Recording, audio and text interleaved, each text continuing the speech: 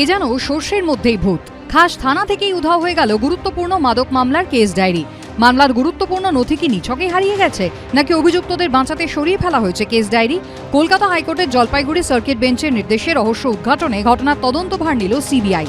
শিক্ষায় নিয়োগ থেকে শুরু করে রেশন, গরু পাচার থেকে শুরু করে কয়লা পাচার, রাজ্যের একাধিক দুর্নীতি মামলার তদন্ত করছে সিবিআই, ইডির মতো কেন্দ্রীয় সংস্থা। এবার সেই তালিকায় যুক্ত হলো কোচবিহারের মাদক মামলা। 2013 সালে কোচবিহারের কোতোয়ালি থানায় মাদক দমন আইনে একটি এফআইআর দায়ের হয়। মামলায় অভিযুক্ত ছিলেন শিলিগুড়ির ব্যবসায়ী রমেশ আগরওয়াল ও পবন আগরওয়াল। অভিযুক্তদের বিরুদ্ধে ওয়ারেন্টও জারি করে আদালত, কিন্তু প্রথমে দীর্ঘদিন আত্মসমর্পণ করেননি তারা। এমনকি এফআইআর দায়ের হলেও অভিযুক্তদের গ্রেফতার করেনি পুলিশ। পরবর্তীকালে পুলিশি নিষ্ক্রিয়তার অভিযোগে আরও একটি মামলা দায়ের হয় হাইকোর্টের জলপাইগুড়ি সার্কিট বেঞ্চে।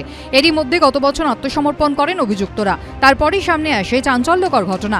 আদালতে কোতোয়ালি থানার পুলিশ দাবি করে মাদক মামলার কেস ডায়েরি হারিয়ে গেছে। পুলিশের এই বক্তব্য শুনে সিবিআইকে ঘটনার তদন্তভার দেয় আদালত। মাদক কেসে যাকে ধরা হয়েছে তার ফাইল উধাও। যেভাবে গত কয়েকটা বছর রাজ্য চলছে, বিরোধীদের ফাঁসাও। যত কেস এই মাদক দ্রব্যের কারণে পুলিশ দিয়েছে, অত মাদক সারা পশ্চিমবাংলাতে নেই।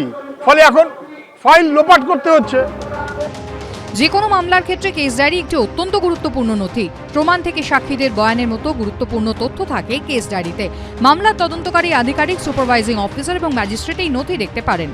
খাস থানা থেকে এমন একটি গুরুত্বপূর্ণ নথি উধাও হয়ে যাওয়ার ঘটনায় চক্রান্তের সম্ভাবনা উড়িয়ে দিচ্ছে না সিবিআই। কিভাবে উধাও হয়ে গেল মাদক মামলার কেস ডায়েরি? এটা কি কারো গাফিলতি, নাকি ইচ্ছাকৃতভাবেই নথি গায়েব করা হয়েছে?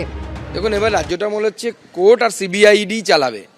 এই রাজ্য সরকারের যা অবস্থা এবং তার পুলিশের যা ভয়াবহ অবস্থা, আমার মনে হয় না এই রাজ্য সরকারের আর নৈতিক অধিকার আছে বা ক্যাপাসিটিও আছে। কেমন যেন মনে হচ্ছে যে ভগবান ভরসায় রাজ্যটা চলছে। মুখ্যমন্ত্রীও নবান্নে যান না, তার সরকারের উপর কোনো গ্রিপ আছে কিনা বোঝা যাচ্ছে না। এটা কেমন যেন এলোমেলো ভাব। ছেড়ে দে মা কেঁদে বাঁচি, মানে মুখ্যমন্ত্রী চাইছে সরকারটা নিয়ে নেবো আমার কাছ থেকে, আমরা নিয়ে নেবো খুব তাড়াতাড়ি রাখবো। দেখুন, আদালত নির্দেশিকা দিয়েছে, এই ব্যাপারে আমাদের কিছু বলার নেই। কেন কি হয়েছে সেটা পুলিশ ভালো বলতে পারবে। তবে সিবিআই তদন্ত করুক, তদন্ত করে যদি কেউ দোষী হয়ে থাকে তাদের বিরুদ্ধে ব্যবস্থা গ্রহণ করুক, সে পুলিশই হোক আর কোনো মানুষই হোক। তবে আমরা এটুকু বলতে পারি যে এ ব্যাপারে কোনো রাজনীতির কোনো বিষয় নেই বা অন্য কোনো বিষয় নেই। বৃহস্পতিবার কোচবিহারের এই ঘটনার তদন্তভার হাতে নিয়ে অজ্ঞাত পরিচয় ব্যক্তি ও পুলিশ আধিকারিকদের বিরুদ্ধে এফআইআর দায়ের করেছে সিবিআই। সূত্রের দাবি, মামলার তদন্তকারী অফিসার সহ অন্যান্য অফিসারদের জিজ্ঞাসাবাদ করবেন কেন্দ্রীয় তদন্তকারীরা। প্রকাশ সিনহা, ঋত্বিক প্রধান ও কৃষ্ণেন্দু অধিকারীর রিপোর্ট, এবিপি আনন্দ।